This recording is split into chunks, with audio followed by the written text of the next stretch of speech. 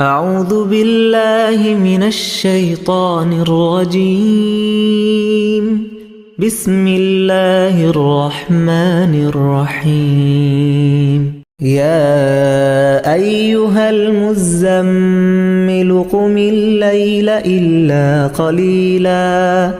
نصفه أو انقص منه قليلا أو زد عليه ورتل القرآن ترتيلا إنا سنلقي عليك قولا ثقيلا إن ناشئة الليل هي أشد وطئا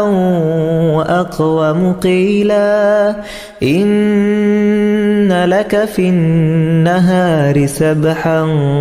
طويلا واذكر اسم ربك وتبتل إليه تبتيلا رب المشرق والمغرب لا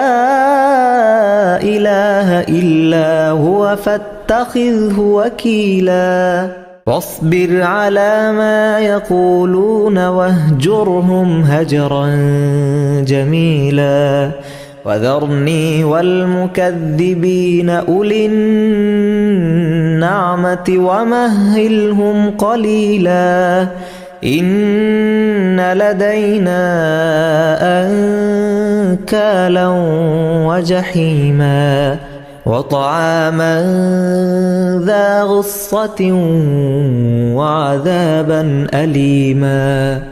يوم ترجف الأرض والجبال وكانت الجبال كثيبا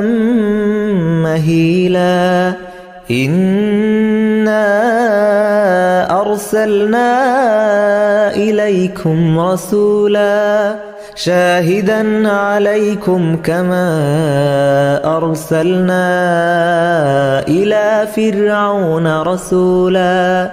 فعصى فرعون الرسول فأخذناه أخذا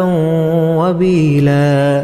فكيف تتقون إن كفرتم يوما يجعل الولدان شيبا السماء منفطر به كان وعده مفعولا إن هذه تذكرة فمن شاء اتخذ إلى ربه سبيلا إن ربك يعلم أنك تقوم أدنى من ثلثي الليل ونصفه وثلثه وطائفة من الذين معك والله يقدر الليل والنهار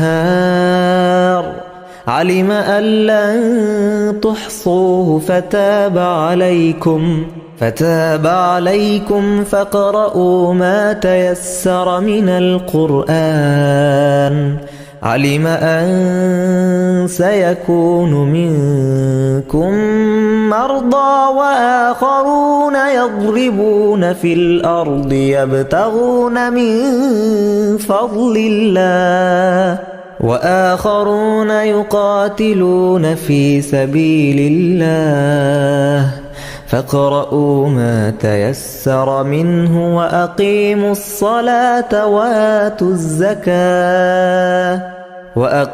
الصلاة وآتوا الزكاة وأقرضوا الله قرضا حسنا وما تقدموا لأنفسكم